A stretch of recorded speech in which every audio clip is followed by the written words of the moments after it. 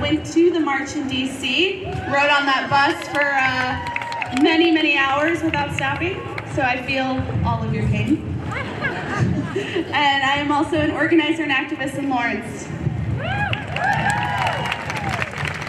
Hello, I'm Thea Perry. I'm a community organizer and I co-chaired the Topeka March last year with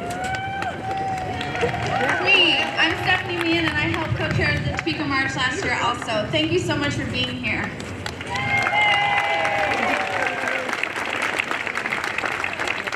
Yeah, we want to reiterate, thank you all so much for attending the rally today. We have a phenomenal lineup of speakers today. And I just want to reiterate and emphasize the theme and the mission for us gathering here today is to emphasize our national message of power to the polls. Say it with me all. Power to the polls. Say it again. Power to the polls. One more time. Power to the polls. Yes, power to the polls. To that end, we have Loud Like here, a phenomenal organization with us today who are registering folks to vote. If you are not registered to vote, now is the time. Today is the day. You have friends who have not registered to vote, elderly people who have never voted before. Today is the day, so get with Loud Like down there if you need to. The Women's March goal for this year is to register 1 million individuals to vote in this year's midterm elections. Yes!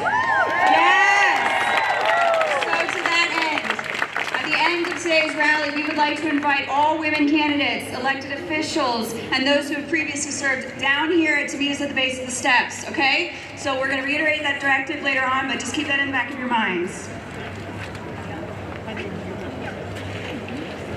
Buenos dias. On November 9th, 2017, my mother sent me a text message. Hija, el día casi ha terminado y aún sobrevivimos y seguimos siendo fuertes. Pronto estaría en el cargo, pero no tendría el poder que quitarnos a nuestra familia, nuestros valores y nuestro patrimonio. Nunca olvides quién eres. Daughter, the day is almost over, and we are still surviving and remaining strong. He will be in office soon, but he will not have the power to take away our family, our values, and our heritage. Never forget who you are.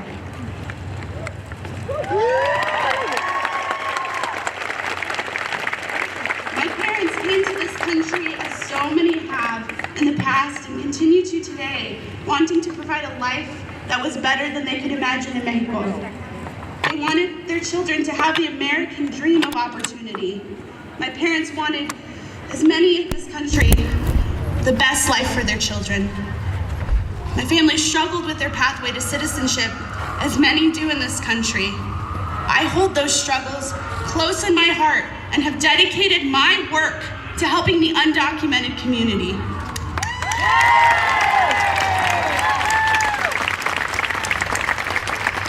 With the current administration's refusal to help immigrants, we find ourselves in a government shutdown.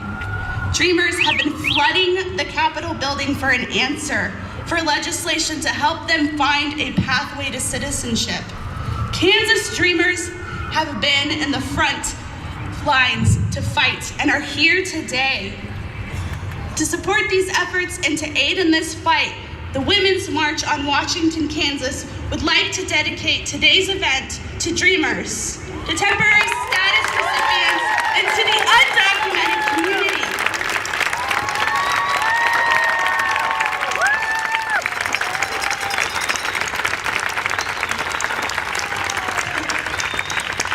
We are partnering with Sunflower Community Action of Wichita to kick up a fundraiser to financially support their efforts to fight for legislation, to help pay for their DACA renewals, and to provide resources for this community. Now I need all of you to take out your phones. Hold them up. Let me see them. Thank you. I need you to get on your phone and I need you to get on Facebook. I know, I'm sorry. I need you to go to the Women's March on Washington page right now. There is a post from Sunflower Community Action. That post contains a link to donate funds to the Kansas Dreamers. Today I ask you to support the undocumented community. They are with us today. We have Sunflower Community Action and Dreamers today. I encourage you to visit them after this rally and share your support, because immigrants make America great. Thank you.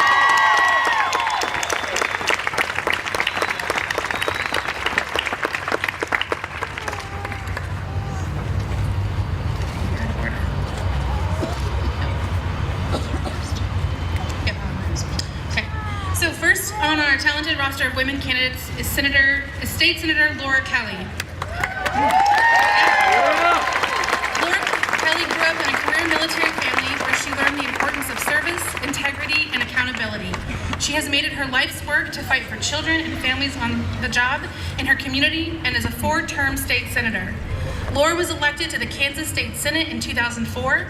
She immediately built a reputation as a no-nonsense, bipartisan leader who could work with others to get things done.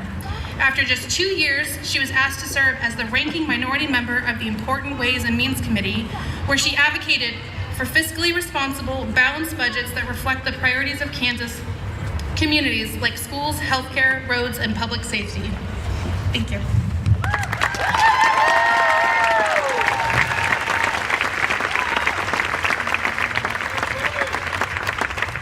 Well, hello there, resistors, sisters, and brothers.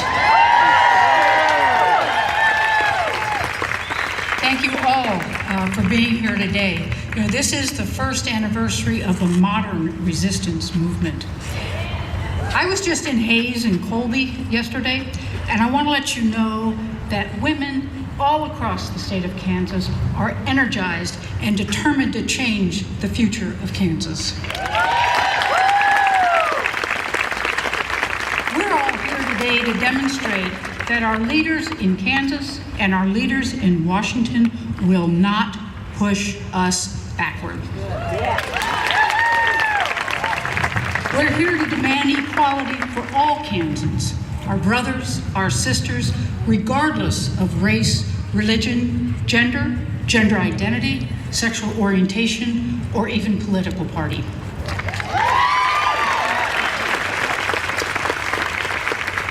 We're here to celebrate each other. Those women who are in the crowd who decided to raise your voices and demand change. Those who have shown up to ask the tough questions and demand answers. And those women who have chosen to run for public office to make a change from the inside. We're here once again to make it very clear we are a part of this state and we will create real change that impacts the lives of women. It'll include expanding health care, investing in our schools, and making sure that there's affordable child care available so women can work. You know, ever since I was a little girl, I've been very frustrated that girls were treated so differently than boys. When I was 8 years old, this started with something small, baseball. I loved baseball. Yeah! Go Yankees! Oh, go Royals! Wrong crowd. You know, I wasn't allowed to play baseball just because I was a girl. I actually had a really good arm, but no, couldn't play.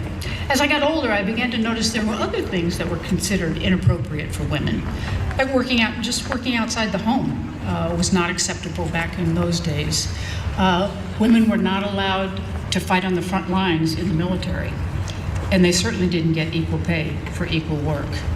Now, much has changed since I was a kid, but a lot of things have remained the same, and that's really why we're here today. As you might have heard, I'm running for governor of the state of Kansas.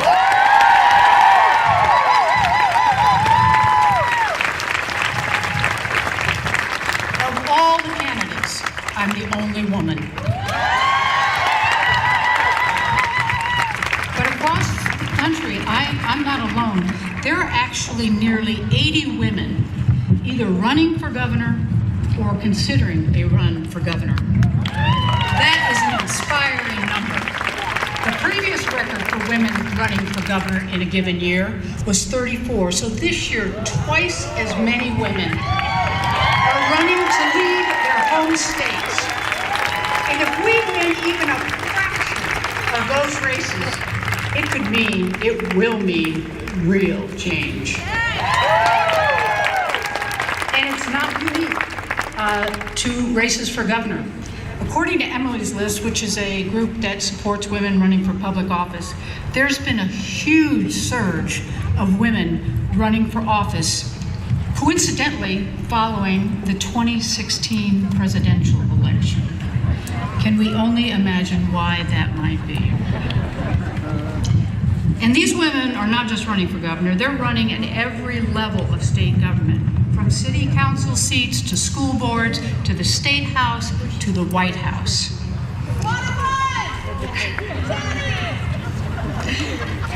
Hey, that brings us back to today, and as we gather here to stand up for ourselves and stand up for our daughters, remember that our struggles are not that different from those of our mothers and our grandmothers. I'm wearing a pin today, which I know you all can't see, but it is a replica of the jail door where Alice Paul was imprisoned in 1917 because she was demanding the right to vote. Women have always had to fight for their rights. And many of us are still facing discrimination, harassment, and abuse today. But I do believe that the tide is changing. My challenge to you is to go home, and if you're not already, get involved in your communities. Get involved in a political campaign. Run for office yourself or support someone who is running for office. We must convert this energy, these women who are motivated to run, we must turn them into our future leaders in the state of Kansas.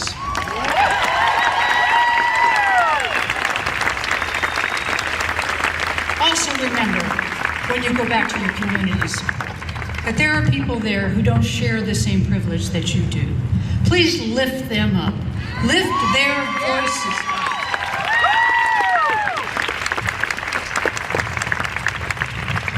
And most of all, seek change.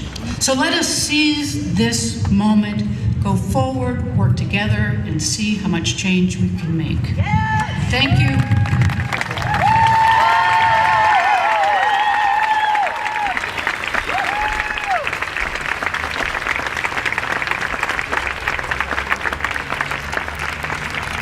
Next up, please join me in welcoming Marcy Francisco, Kansas State Senator and candidate for Secretary of State.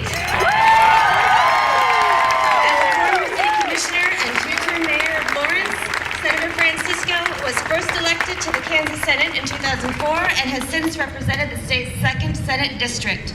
During that time, she has become one of the state's leading advocates on women's issues, health, labor, the environment, and education. Please welcome State Senator and candidate Marcy Francisco.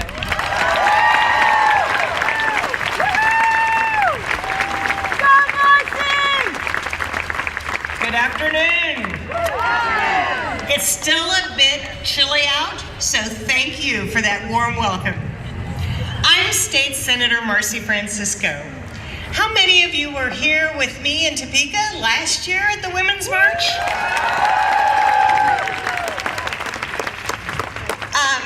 Thanks for staying involved.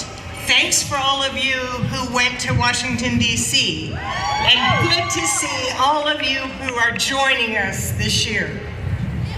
At the women's marches across the nation last year, women and men were called on to step up and be involved in government. It seemed a pretty easy ask for me. I got an early start in government. When I was 27, I was appointed to the Community Development Block Grant Advisory Board in Lawrence and was elected just 2 years later to the Lawrence City Commission. I served as the mayor of Lawrence from 1981 to 83. I've been honored to again serve since 2005 as a Kansas State Senator representing the 2nd District, much of Lawrence, Lecompton, and almost all of Jefferson County. I'm proud of so much of what I, along with my colleagues and with support from Kansans, have been able to do. In Lawrence, we got the recycling program started, and we strengthened our downtown. In the legislature, we raised the state's minimum wage, funded education, fought human trafficking, and protected our environment. Unfortunately, during the first 6 years of his administration, Governor Brownback found support in the legislature to lead us backwards. That after so many of you got out to work and got out to vote, and there were some new representatives, the legislature was able to readdress some of the worst of the tax policies and turn things back around. Give yourselves a big hand for what you got done.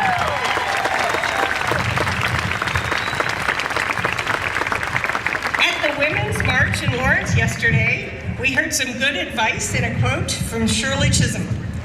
If they don't give you a seat at the table, bring a folding chair. So bring that chair and visit us this year in the Capitol to meet with your legislators. Show up on Wealth Day, that's March 15th, and wealth stands for water, energy, air, land, transportation, and health. Join Moms Demand Action for Gun Sense or the Poor People's Campaign. And let your legislators know what you want us to be doing. Providing early childhood education, expanding Medicaid, removing guns from college campuses, funding the State Waters Plan. It would certainly be easier for me to just continue to serve my district in the Kansas Senate. However, I'm here today to let you know, just as I'm asking you to step up and do more, that I'm also willing to take on another challenge, and I'm running to be your next Kansas Secretary of State.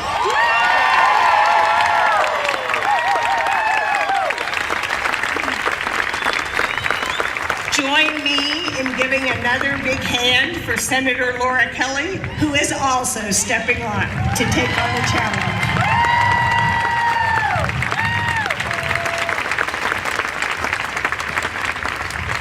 Our years in the legislature have taught us that we need people not just in the legislature, but also in the executive branch who want to make government work for you.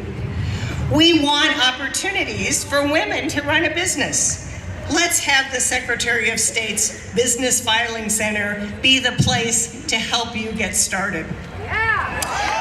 Unfortunately, I have seen a huge difference between what's happening in the Secretary of State's office and what's happening in the office of my local county clerk. When he was pressing for changes in the election laws, the current Secretary of State, Chris Kobach, promised the legislature that he would provide a seamless connection between a voter registering at a driver's license bureau and the county clerk's records. It hasn't happened. Problems have persisted for years. On the other hand, my county clerk, Jamie Shue, is finding ways to help people register to vote. He knew some citizens didn't have a government picture ID, and he realized he had a government office. So he started providing the needed photo IDs, even going out to nursing homes to take photos of people that we love. So you can use your office to provide service to the public. Women are more likely to have changed their names. The Secretary of State's office needs to make sure that it doesn't make it a lot more difficult for you to get or to keep your voter registration. Kansans, we're used to being at the forefront of the voting rights movement. In fact, the great suffragette, Susan B. Anthony, came to Kansas no fewer than 5 times advocating for women's rights. We must ensure Kansas continues to lead the way again as we follow Miss Anthony's admonishment. Organize, agitate, educate. That must be our war cry. Susan B. Anthony came to Kansas because our pioneering foremothers were among the first in the nation to demand and to win the right to vote. And while it would take until 1920 for women across the nation to gain this right, which had so long been denied them, it's important to remember that our Kansas founders led the way. Let's make sure we keep moving forward. Those years ago, when I was first elected to the City Commission, I was the only woman out of the 5 members. Things are changing in my community. As of the election last November, there are a majority of women. 2 out of 3 on the Douglas County Commission. A majority of women, 3 out of 5 on the Lawrence City Commission. And a majority of women, 5 out of 7, serving on the USD 497 school board.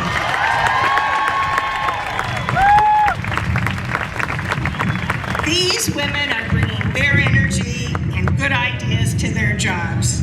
Let's make things change across the state. Let's all step up and be part of the team.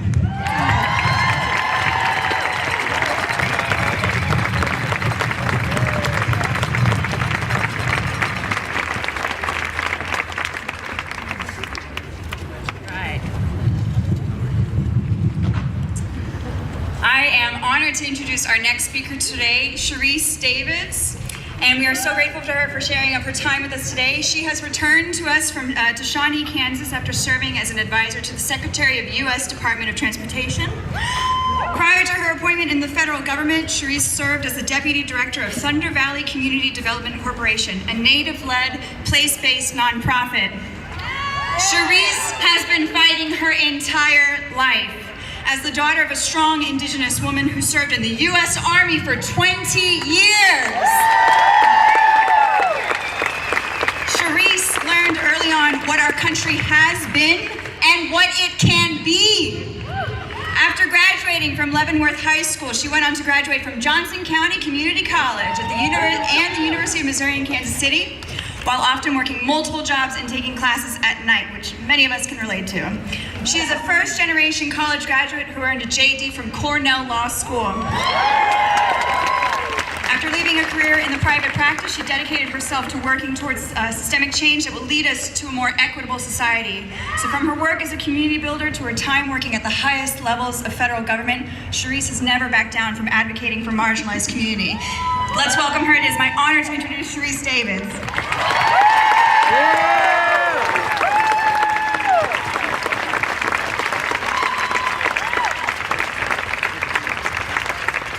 Good afternoon. How are y'all feeling?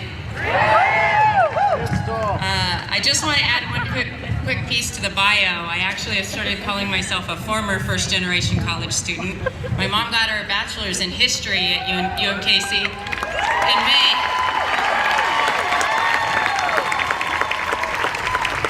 I feel like I should acknowledge that when we start here. So, what a year. I mean, I was there in the belly of the beast. It was one heck of a year. So a lot has happened since last January, when millions of people gathered in cities, large and small, all over the world, in opposition to the racism, bigotry, and intolerance that the 2016 election seemed to represent. Here we are, 1 year later, and we are more organized, more knowledgeable, and more empowered than ever. You feel empowered? I know I do.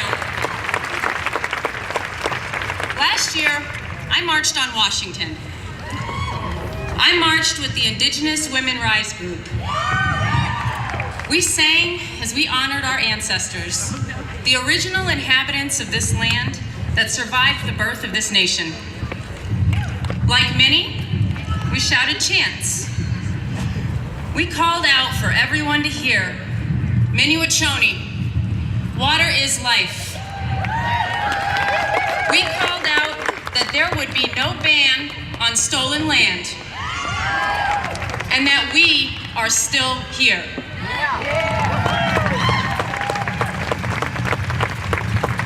As I marched alongside these powerful women, I realized that much of the reason I was there on that day was to reaffirm that I would be heard in this society, that I would be seen in this society. It is a sad reality that to be human is to know the pain of invisibility, to know the pain of feeling silenced. And for some, being silenced and being invisible is far too frequent and far too systemic.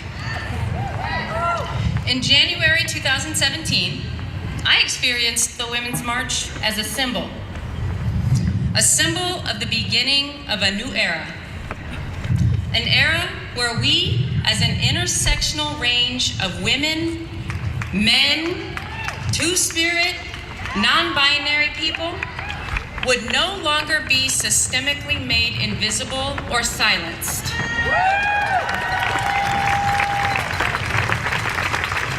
Starting that day, people from all walks of life, Indigenous, Black, Latinx, people of trans experience, queer, differently abled, Muslim, people from all variety of experiences would stand up and say no more.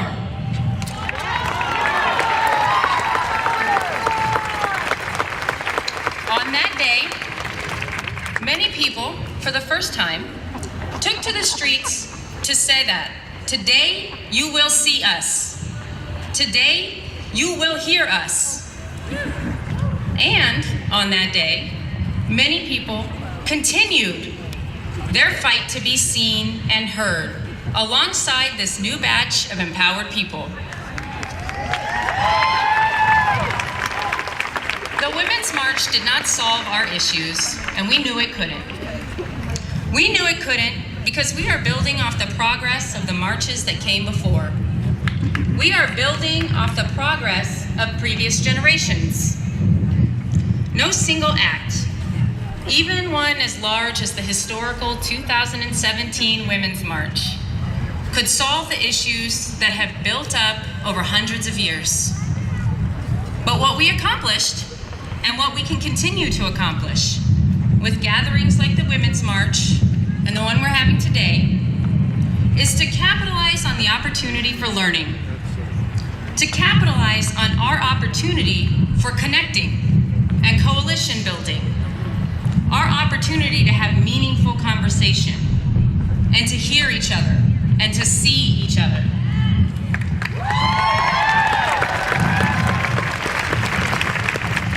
But what does that mean? Haven't we been connecting? Haven't we been having meaningful conversations? Haven't I been seeing people and hearing people?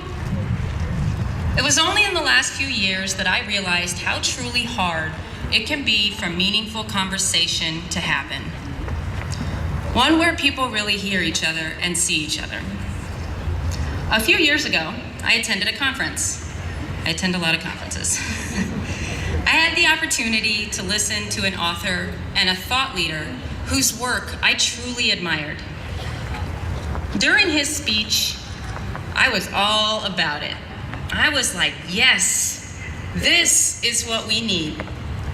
People who have power and access talking about how we need to bring a variety of voices to these important conversations. The speech was going well. And then he said, this country was founded on principles of equity and inclusion. I'm going to say it again. He said that this country was founded on principles of equity and inclusion.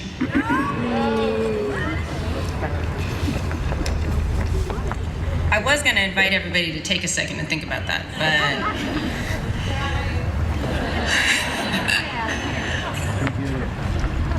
my first thought when I heard him say that was, wait, what? Followed by a sense of confusion at why he might say something like that to this particular group. See, we were a group of folks gathered to discuss issues of inequity from Appalachia to California. Some people might, I don't think this is the case actually after hearing the response, but some people might wonder why I was confused by his statement and where the difficulty, this is where the difficulty of us having meaningful conversations can lie. In the confusion that can arise where the starting place of a conversation between people can be so disconnected. His statement was about the basic understanding of the principles of this country's formation versus what some might think of as the ideals this country has always been striving for. Some people grew up in a reality that told them that this country was founded on principles of equity and inclusion. You still have to work hard, and life won't always feel fair. But at the core of what this country is about is principles of equity and inclusion. The wind is getting crazy. Yeah, we're in Kansas. The idea that everyone has equal opportunity to life, liberty, and the pursuit of happiness. Lots of people grew up feeling that strong sense. Some people grew up in a reality that told them that you had to work hard and that life wouldn't feel fair. But a big part of that is because the country we live in has been striving to live up to the ideals of equity and inclusion since its beginning. That for some groups of people, it would be a long time before there would be an equal opportunity for life, liberty, and that pursuit of happiness. My goal isn't to convince anyone that either description is right or wrong. Instead, I want us to think of this as an example of how far apart our experiences can be. How difficult it would be to even get to a meaningful conversation when one person in their heart of hearts believes equity and inclusion exist in this country as a core principle. And another person believing that we are still working toward that as an ideal. Think about how hard it might be for those two individuals or groups of people to understand each other's point of view. Think about what it likely means about each person being seen, about each person being heard, and how hard we might have to work to make sure that we are not contributing to the invisibility or silencing of people.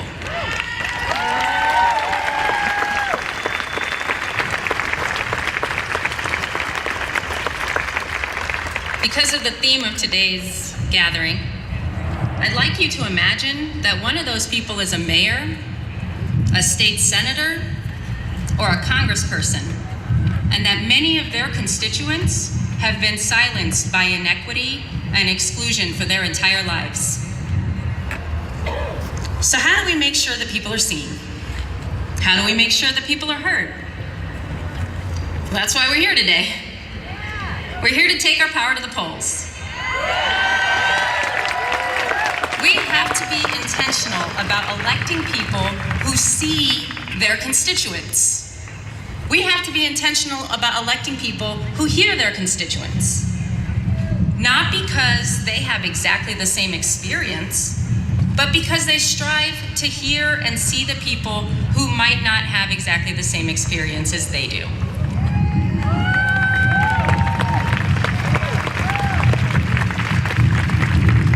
Okay, so now what? Here's the call to action. Register to vote. I'm glad other people have been mentioning it already too. Thanks, Marissa. If you're already registered to vote, help others get registered to vote. Now, I'm sure many of you know how hard it can be around these parts to get registered to vote. That's why we have people set up, loud lights here. We're helping people get registered to vote today. But don't stop today. Make sure you're helping in the days to come. Next, vote. Vote in primary elections. Vote in general elections. We need to be voting for every office at every level. If your town elects a dog catcher, I'm telling you right now, we need you to vote in that election. Power to the polls. For some, getting registered to vote and getting to the polls is harder than it should be. Which is why it is that much more important for those of us with the capacity and the ability to get to the polls, to get out the vote.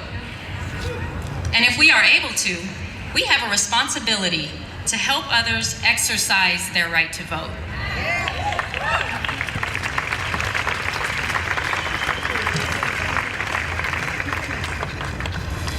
Finally, none of us can ignore the significance of the increase in the number of new people who have stepped up to run for public office. Many of whom are both speaking here today and are attending in the crowd. We are watching history being made as the most diverse group of candidates ever competes to be elected to public office in 2018.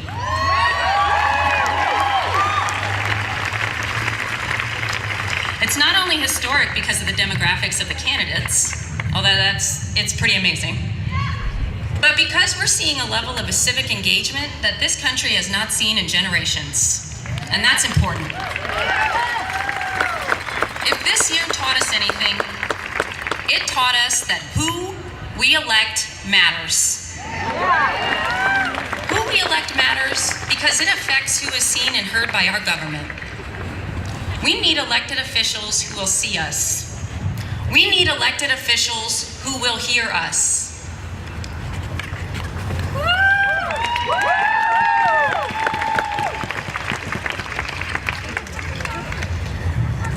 I want to leave you today with a few words from the Declaration of Independence. Because no rally about getting to the polls would be quite be full without having some words from the Declaration of Independence. We hold these truths to be self-evident, that all people are created equal, and that they are endowed by their Creator with certain unalienable rights. That among these are life, liberty, and the pursuit of happiness. That to secure these rights, governments are instituted among people, deriving their just powers from the consent of the governed.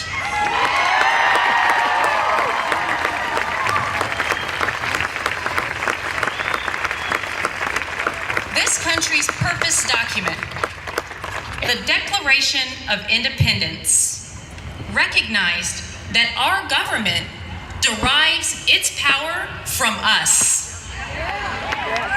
We are the ones with the power. Now, let's take that power to the polls.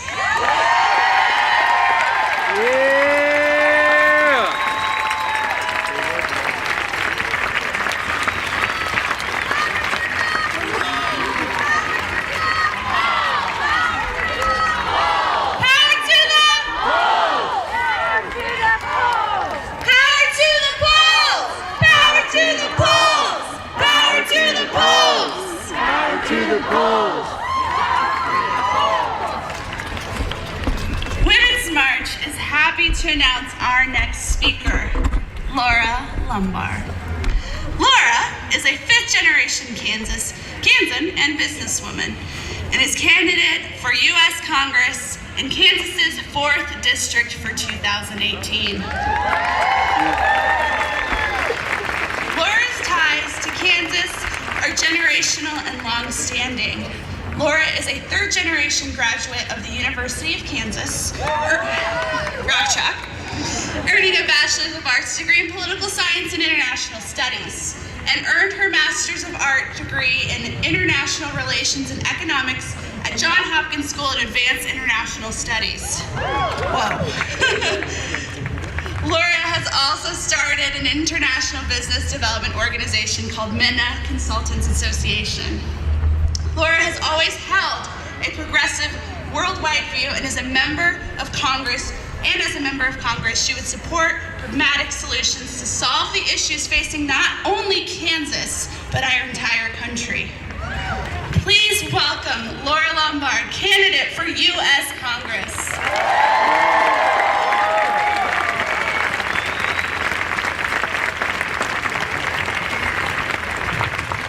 Good afternoon, Topeka. How's everybody feeling today? Empowered, excited? Great. All right. Well, first and foremost, I want to thank you all for being here today. This is a great crowd, and I'm excited to see each and every one of you here. I'd also like to thank the organizers of today's Women's March, because without their help, none of us would be here today. Let's give them a round of applause.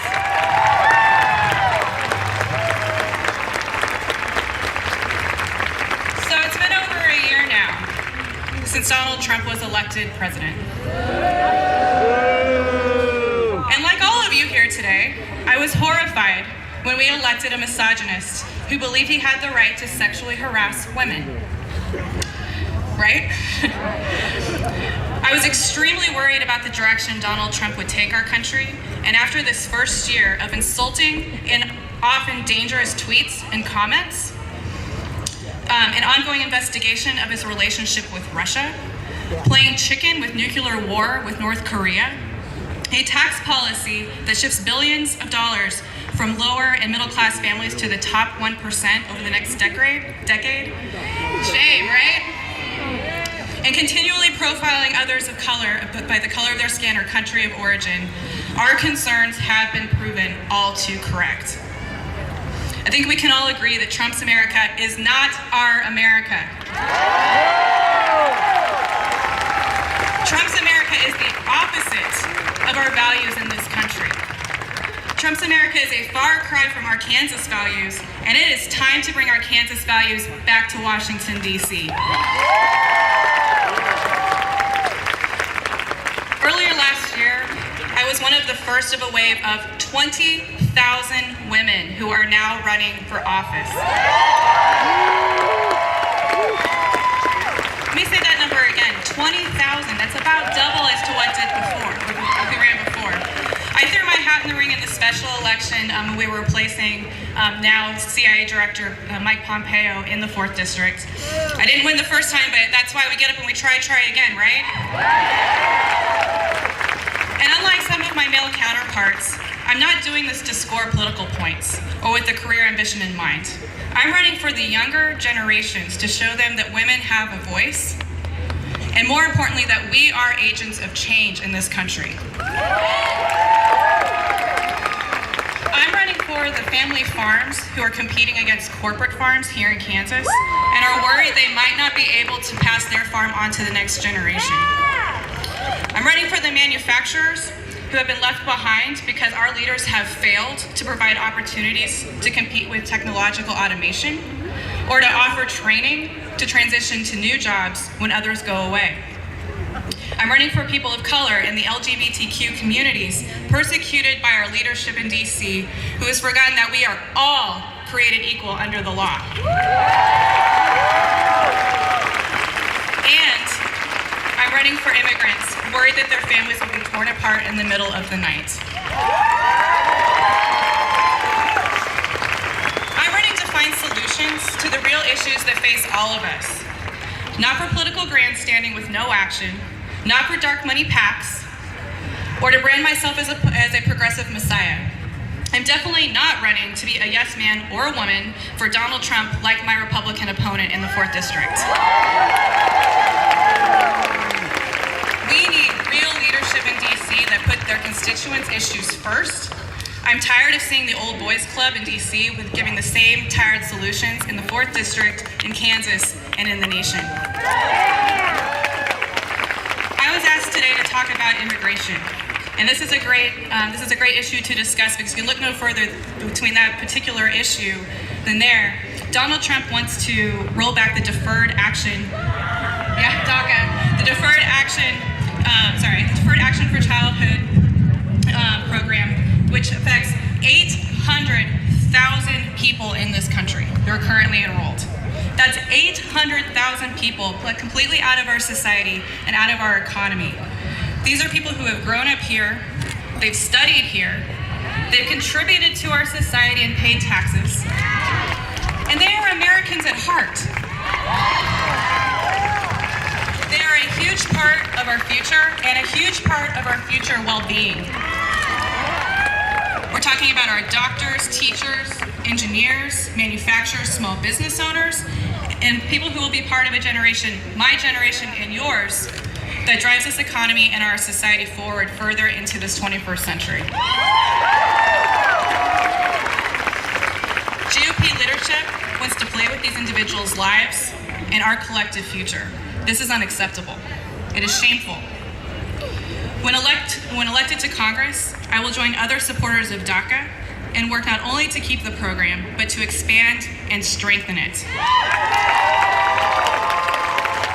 Our society, our workforce, our economy needs diversity. It needs its brilliant minds. That is what DACA represents.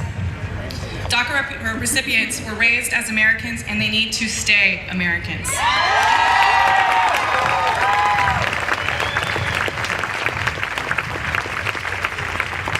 Last year, not only did we march for women's rights, but we also marched for all the people who have immigrated here or want to immigrate to the United States for a brighter future. That's right. This year, we rally for those same people again, because once more, Donald Trump opened his insulting mouth and tried to prevent people from what he deems to be shithole countries from coming here. Don't let the spin machine deceive you. I know it won't. He used the countries with corrupt governments, countries that have suffered devastating natural disasters or suffered from civil wars within their borders, as a basis to disqualify people of color from entering our country.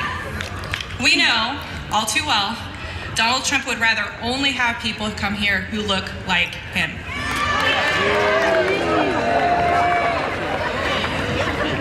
I'm going to read the quote from the Statue of Liberty. Give me your tired, your poor, your huddled masses yearning to be free. The wretched refuse of our teeming shore. Send these, the homeless, tempest-tossed to me. I lift my lamp besides the golden door.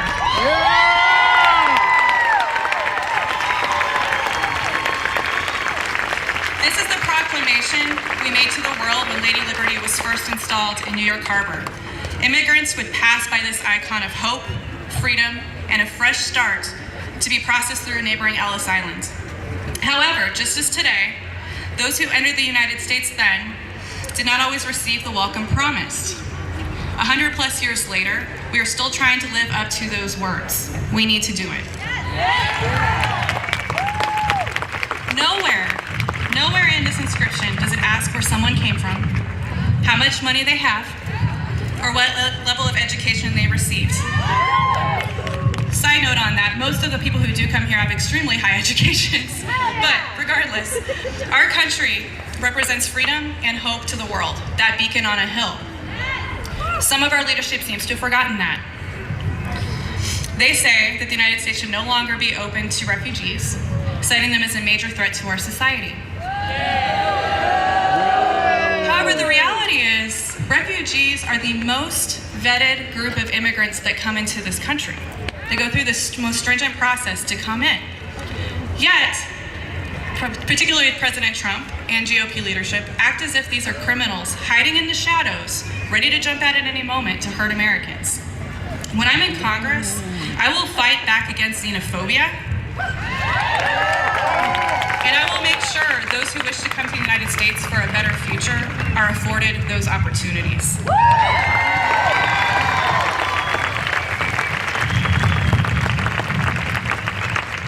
As we know, farming represents a huge segment of our state's economy that would be negatively impacted by a protectionist immigration policy. We need to adapt to our immigration program to help farmers during harvest. One of the solutions I would bring to the U.S. Congress is an immigration program that includes a more efficient visa program, allowing workers to enter the United States seasonally. This more progressive visa program protects everyone involved in the process and gives farmers and workers the stability that is sorely lacking today.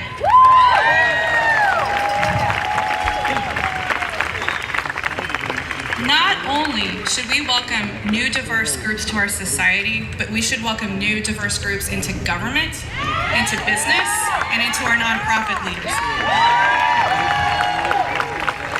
Women make up over 50% of the population, yet we are severely underrepresented in leadership positions. Not only this, minority groups continue to be grossly underrepresented as well. All in favor of some good old boy system that has been put in place for generations. It's time to change. A year ago, I also attended the March on Washington, and I remember feeling incredibly empowered that day. For those of you who were there or here in Kansas at another march, just the way that everyone came together and was so incredibly friendly and happy and in conditions that weren't necessarily always the most pleasant, but stayed polite to each other. It was amazing. I want to be that empowering representative in DC. We are faced with a president who continues to devalue women and minority groups and what we all bring to the table. The future is female. The future is diverse. The future is in our collective hands. So, in November this year, let's send a message to GOP leadership and to the country. It's time to throw away political rhetoric and empty promises. Let's find solutions to the issues that we faced every day in Kansas and across the nation. Let's do this. Power to the polls. Thank you, everybody.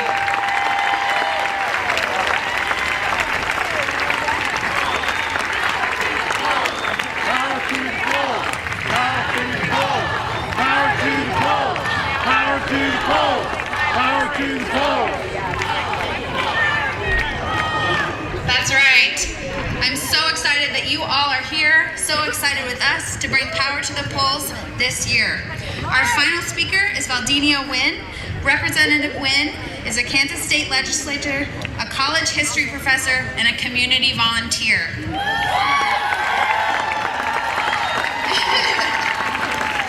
First elected in 2000, Representative Wynn is completing her 9th term in the Kansas House of Representatives, serving the citizens of the 31st District, Kansas City, Kansas, Wyandotte County. Yeah. Representative Wynn serves as a ranking Democrat on education and a member of K-12 Education Budget Committee and a member of Judicial Qualifications Commission, Capital Preservation Committee, and the Children's Cabinet and Trust Fund. One of her legislative successes was the passage of SB 54 in 2011. SB 54 commissioned a mural commemorating Brown versus Board of Education of Topeka for the newly remodeled Kansas State Capitol. When appointed as chairperson by Governor Mark Parkinson, Representative Wynn became the first African-American female of the minority Democrat Party to serve as chairperson of a legislative committee.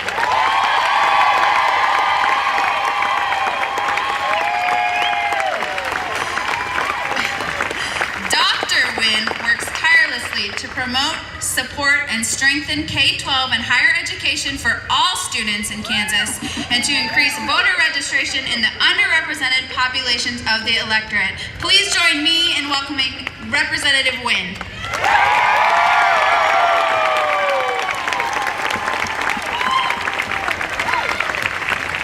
Okay, folks, we got to bring it here. You know, the sun came out today. Did you notice that? But it's kind of getting cold now, so it's time for us to power up. And, you know, I'm really really happy to be here. I was in Kansas City last year with 10,000 women, and it was great. But that, I want to first thank the organizers, because you have seen diversity up here, okay? Our flags, our participation. As a woman of color, the women's movement has not always been inclusive. So we've got to work together. There's so many signs here that I could just read the signs off and spend my time. But there's two that essentially is going to be the theme that I think we've all said, and it never gets old. Stronger together, and I guess this describes my personality. Insist, resist, and persist. So,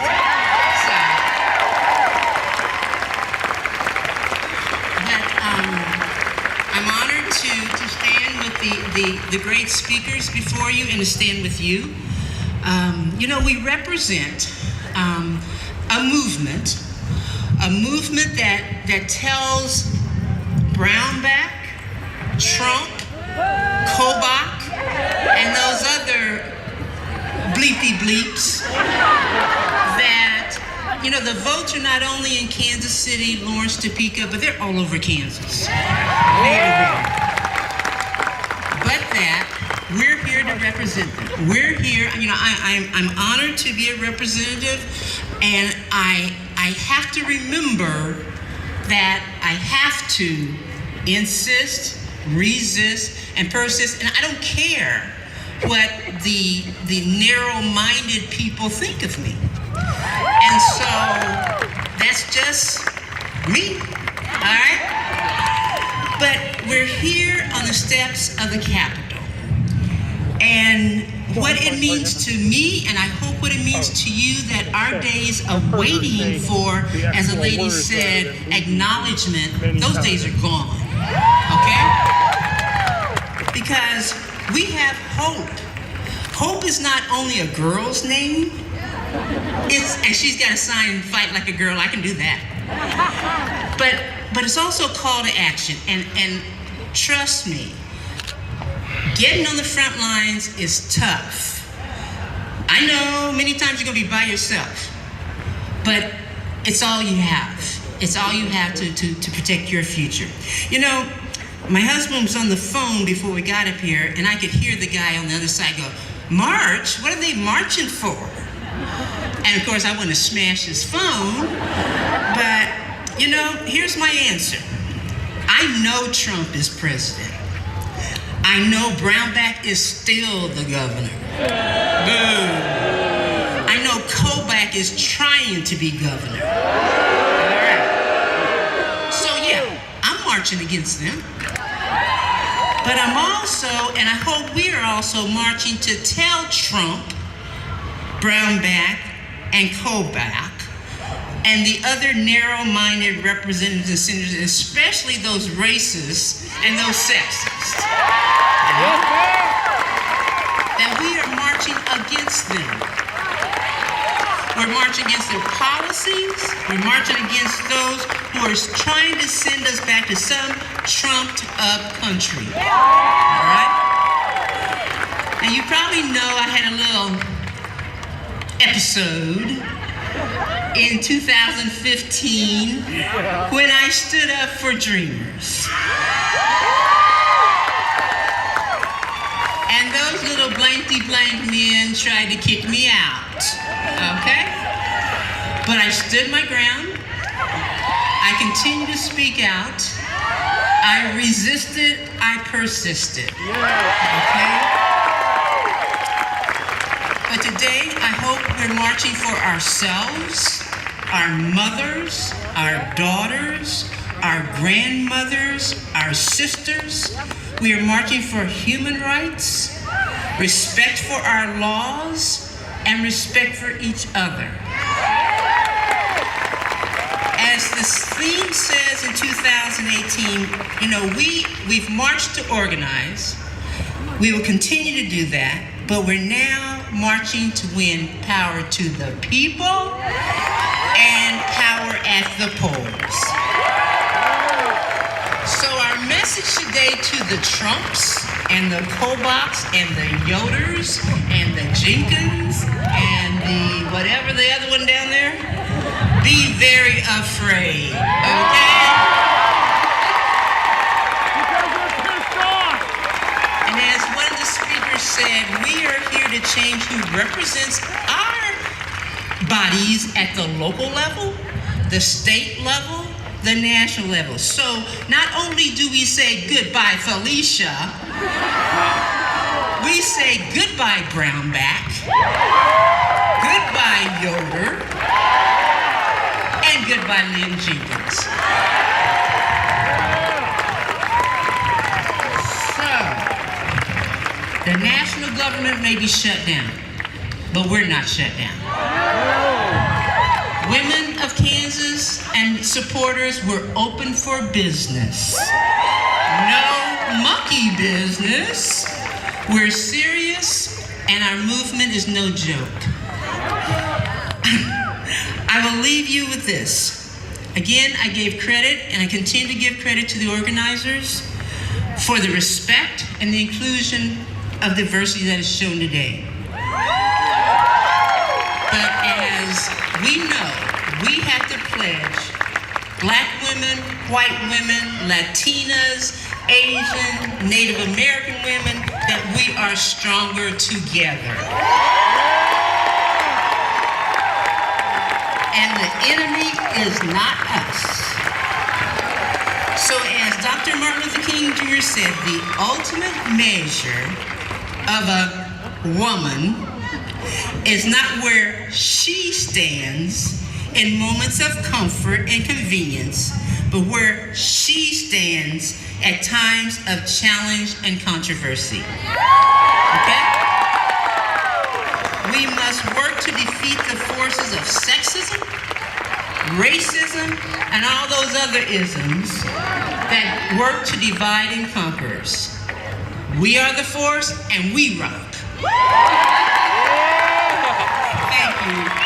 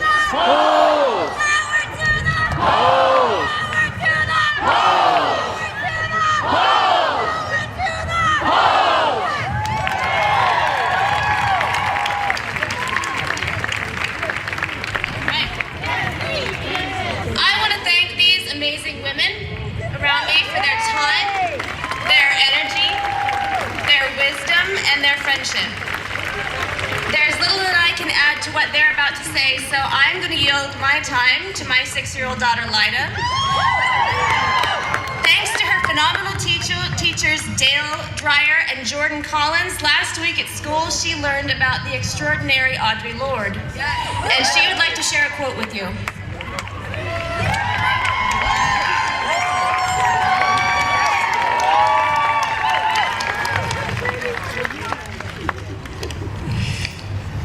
When I dare to be powerful, to use my strength in the service of my vision, then it becomes less and less important whether I'm afraid. By Audre Lorde. And this is what it means. It means don't let other people speak for you. You should speak up. Your voice is powerful. Don't waste your powerfulness. Speak up and you won't be afraid.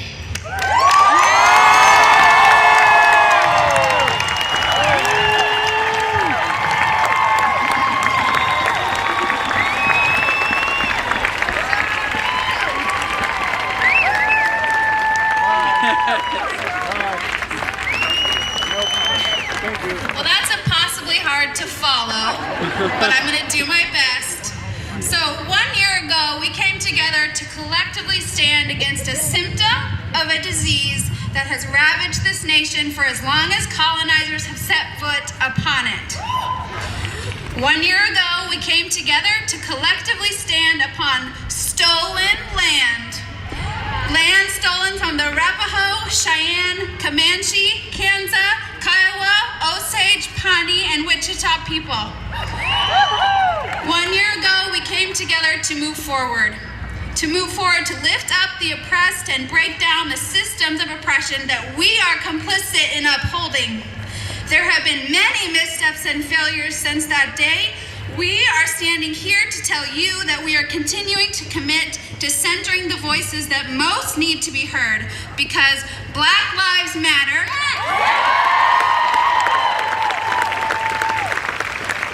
Immigrants need a clear and swift path to citizenship.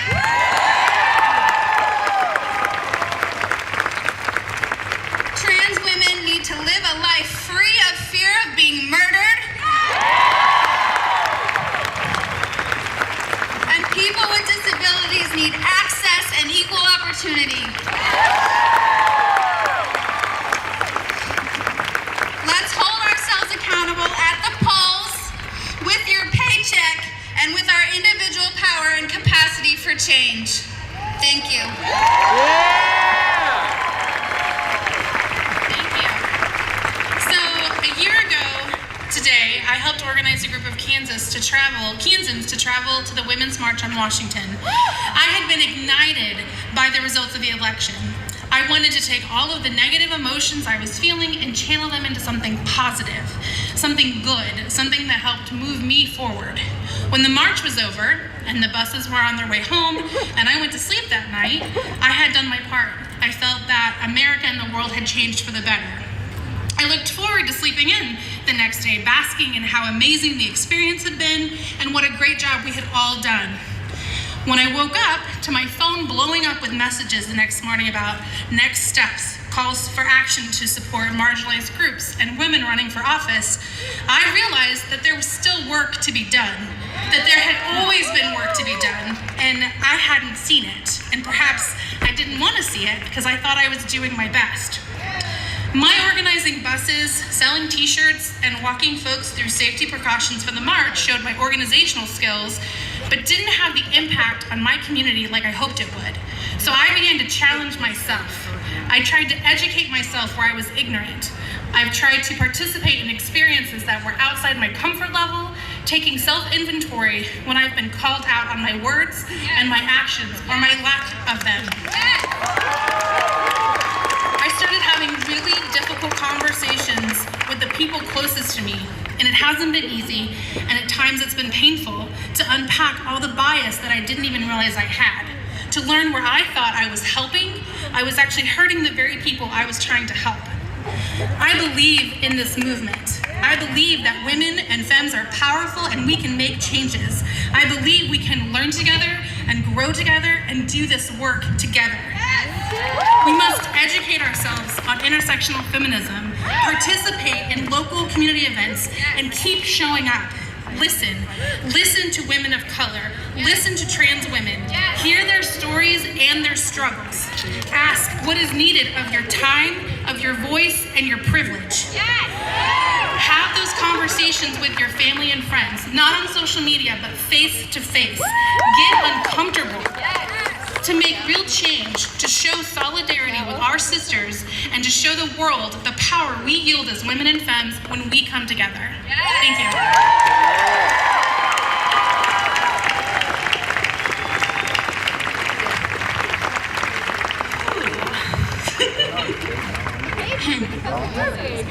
Like many women, my involvement in activism did not begin with the Women's March.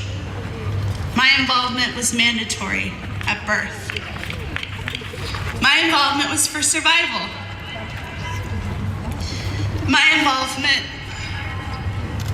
was to help make sense of the things that were happening to my family and to my community. However, it wasn't until last year that I began to see the world shift at a faster pace. More attention to news, more anger in my belly, more confusion in my brain. This past year, the fire was moving in my body, from my belly to my throat. I could no longer just work in my community. It was no longer just about my immediate needs. The ground was rumbling, and I could hear the voices of a people begin to crescendo. On January 21st, Washington, D.C. fell silent for a moment. A blessing from an indigenous sister filled the still, cold air. Energy moved through every body. With every note she sang, I could hear my ancestors. I promised myself in that moment that I would carry this feeling with me in all the work that I did. That I would not shy away from being unapologetic and authentic. That I would ask people to do more, to work more, as I would do more and work more. Today, I am asking that of you. I ask you to look deep within yourself. Reflect for a few seconds on what brought you here today. Feel that power, that fire that's in your belly and grows as it did in mine. As you feel that power, understand what that power is. That's the power to do, to change. Now with that change comes being uncomfortable. If you're in this movement, truly in this movement, then it is time. It is time to realize that we have a long way to go. It is time to realize that removing this president, it's not going to solve our problems. It's time to stand up for those who are truly suffering. Women have been treated as second-class citizens. We have been beaten down, but there is still a hierarchy that exists in that community. There is still an elitist attitude where white women are on top and marginalized are being crushed. To my fellow women of color, I know I do not represent you all, but know that I hear all of you.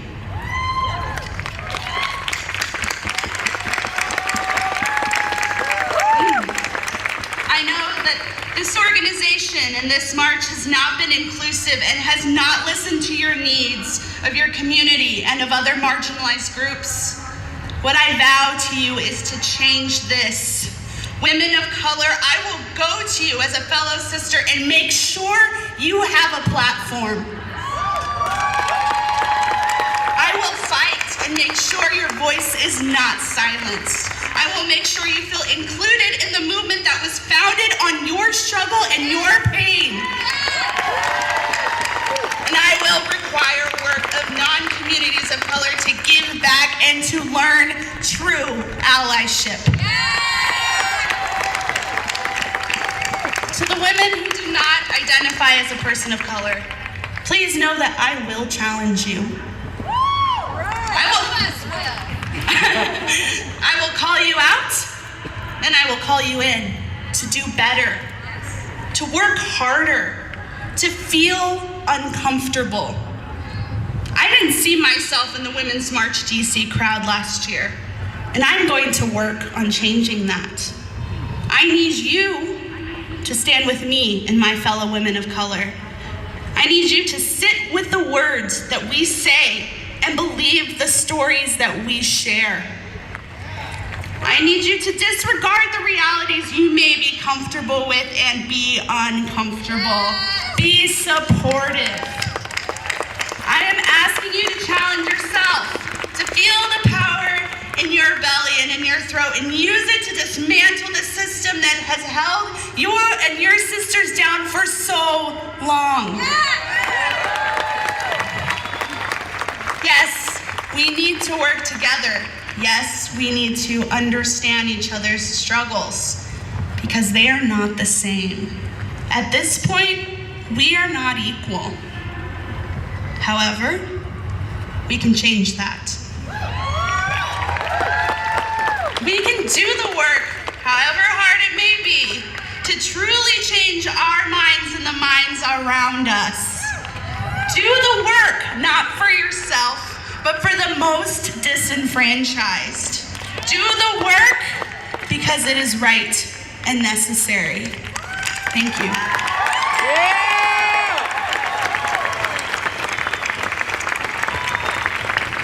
Thank you all so much. I want to start my speech by recalling the moment that I remember most clearly from marching in Washington, D.C. last year. And it wasn't greeting busers early in the morning, and it wasn't how I escorted a group of those individuals as we trekked the 2-mile hike from the buses to the mall. It wasn't the feeling of 500,000 people squeezed together along Constitution Avenue and knowing that congestion was reflected worldwide. The moment that has stuck with me and has shaped my year was a little-known speech given by Linda Sarzour the evening after the march, as we were still riding the high crest of what we had seemingly accomplished that afternoon.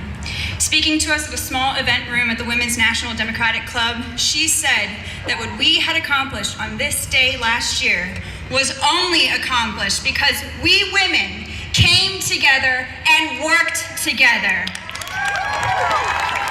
And not in spite of our differences, for no two of us come from the exact same walk of life. No, women and femmes of Kansas, we came together and we worked together not in spite of our differences, but because of them. We took our differences and we put them on the table and we talked about them and we struggled with them and we worked through them, not by ignoring our differences, but by recognizing them and keeping them close to us as we move forward stronger, better together. Now I want to specifically speak out to my fellow white women out here in the crowd. In the last year, if you were a freshman activist like I considered myself last year, we have used and learned and discovered a lot of different ways to show our power. Power through our letters, power through our phone calls, power through our emails, power through our tweets, power through our wallets, but never ever forget or underestimate the power of our presence. When we women and femmes of Kansas and across this nation gather together to rage against the evils of this racist, heteronormative, patriarchal world, we have a great power through our presence. There is power when we say together that women's rights are human rights. There is power when we say together that Black lives matter. There is power in our presence when we stand together and we say that I stand with dreamers and defend DACA. There is power in our presence when we stand together and say that water is life. There is power in our presence when we stand together and say, me too. And there is power in our presence when we say that time is up. There is power in our presence when we come together to show up. Show up at town halls, show up at the polls, show up at rallies. We show up, but not for ourselves, but for each other. We show up for each other not just at these rallies, not just today, and certainly not just 1 year from now. Do not underestimate the power of presence in the face of the Topeka Police Department as we demand justice for Black lives like Dominic White's. The power of our presence at DACA's rallies as we stand with dreamers, and the power of our presence at the State House for progressive people's actions like the Kansas People's Agenda, the Poor People's Campaign, as we raise our voice and demand a restored revenue, dignified and accessible education, and health care for all citizens. Some of us did not need the wake-up call that was November 8th, 2016. But for those of us who opened our eyes for the first time that day, we know that the last year has been a deeply sobering one. Not only in how our country is failing and continues to fail women, regardless of intersection, but how we have failed those most marginalized by the systemic oppression. Do we recognize how we have not shown up for communities with whom we claim solidarity? Public displays of protest are important, but sincere expressions of solidarity and advocacy make the largest differences. So if you woke up to a horror on November 8th, 2016, I beg you, do not go back to sleep. Be vigilant. But more than your vigilance, I beg you to listen. Listen to our trans sisters. Listen to our women of color sisters especially. Listen to them and take note. Ask where you are needed. Ask what is needed of you and be ready to do the work, whatever it is and whatever the cost. The work is not easy, it is painful, it is inconvenient, but this is the work. This is the price of admission to a world we want to build, a world where all women are granted the dignity, respect, and value deserved by every human being, regardless of race, class, or age.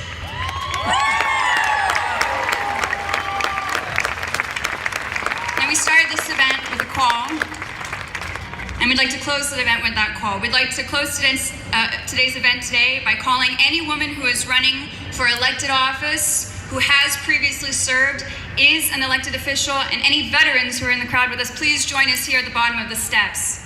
And we'd like to begin a call to action.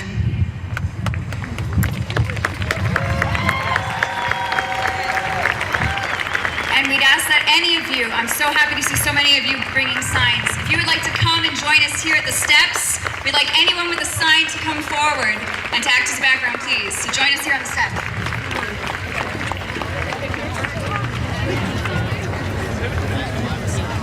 Why don't we have the signs come behind all of the elected officials?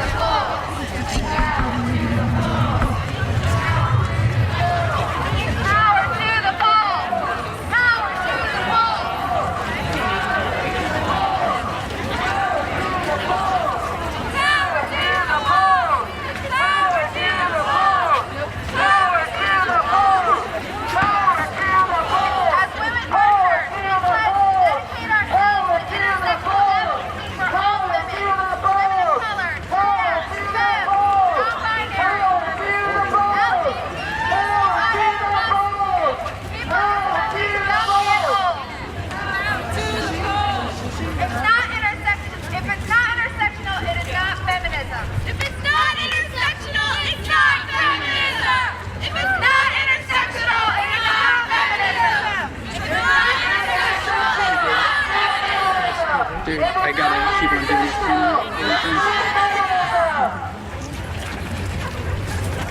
We need to remind you to donate to Sunflower Community Action today.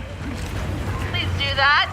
As women marchers, we pledge to continue our efforts to help the undocumented community achieve a dignified pathway to citizenship. Immigrant rights are human rights.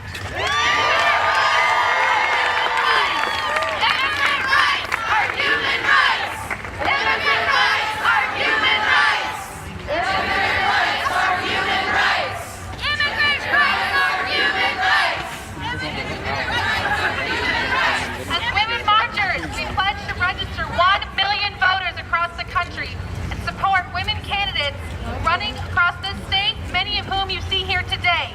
Power to the people, power to the polls! Power to the people, power to the polls!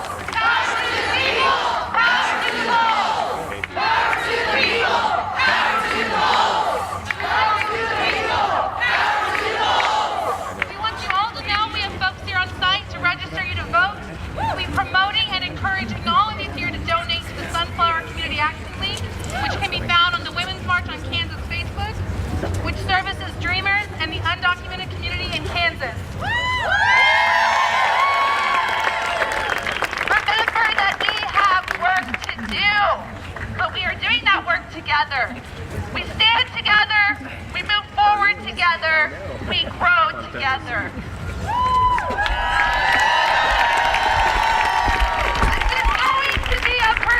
Year for us, full of changes. Victory is certain if we submit to the work ahead. So register to vote. Find a woman candidate that you are passionate about. Encourage your family and friends